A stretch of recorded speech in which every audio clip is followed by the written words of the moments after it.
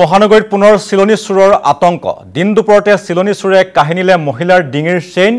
দিছপুৰ মন্ত্ৰী আৱাসৰ সন্মুখৰ পথৰ পৰা চিলনী চুৰে কাহিনীলে মহিলাৰ সোণৰ চেইন আৰু সমগ্ৰ দৃশ্য বন্দী হ'ল CCTV কেমেৰাত আমি পুনৰ জনাইছো মহানগৰীত সংঘটিত হৈছে পুনৰ চিলনী চুৰৰ আতংক আৰু দিন দুপৰতে চিলনী চুৰে কাহিনীলে মহিলাৰ ডিঙিৰ পৰা চেইন আৰু দিছপুৰ মন্ত্ৰী আৱাসৰ সন্মুখৰ পথৰ পৰা চিলনী চুৰে কাহিনীলে মহিলাৰ সোণৰ চেইন আৰু সমগ্ৰ দৃশ্য বন্দী হ'ল CCTV কেমেৰাত আমি এটা CCTV কেমেৰাৰ দৃশ্য দেখুৱাই আছো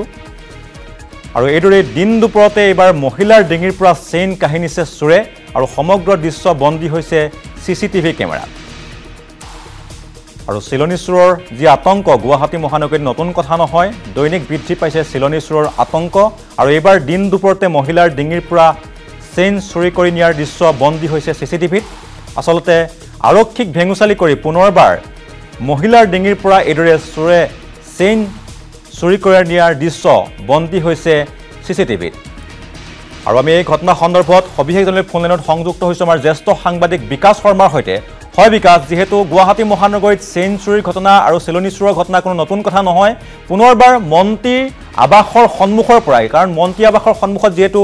আৰক্ষী নিৰাপত্তা বাহিনীয়ে গিজগিজাই থাকে সেই স্থানৰ পৰা ইতিমধ্যে আৰক্ষীয়ে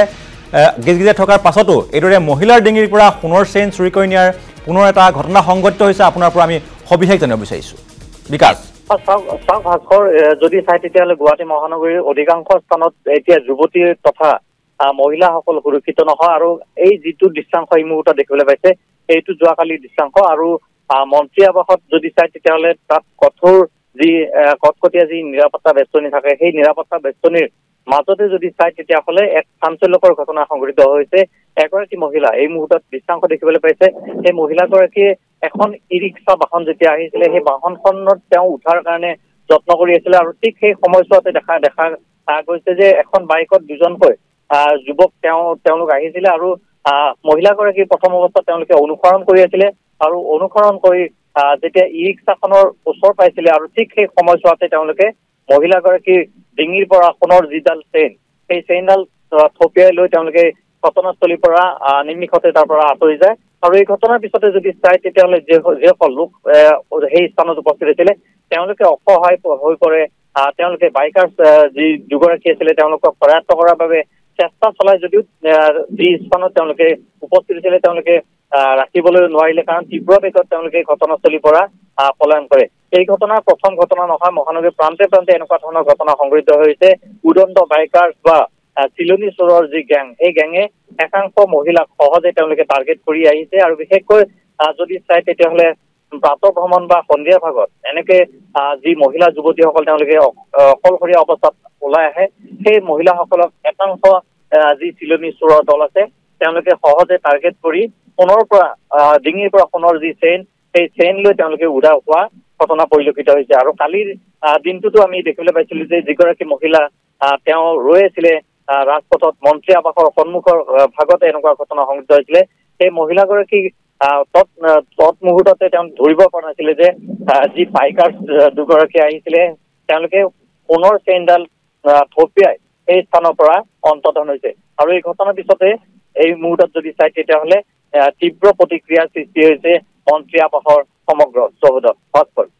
হয় বিকাশ আমি জানিব বিচাৰিছো যেহেতু এনে ঘটনা পূৰ্বেও ঘটিছে এনেধৰণে আমি দিন দুপৰতে চেইন চুৰি কৰাৰ নিশ্চয় আমি পূৰ্বেও আমি নিউজ লাইভৰ দৰ্শকসকলক এনেধৰণৰ বাতৰি দেখুৱাইছো এবাৰ যেহেতু দিন দুপৰতে মহিলাৰ ডিঙিৰ পৰা চেইন চুৰি কৰি নিছে আৰু চেইন চুৰি কৰি নিয়া সেই চোৰৰ দলটোক আৰক্ষীয়ে কৰায়ত্ব কৰিবলৈ সক্ষম হৈছে নেকি বিকাশ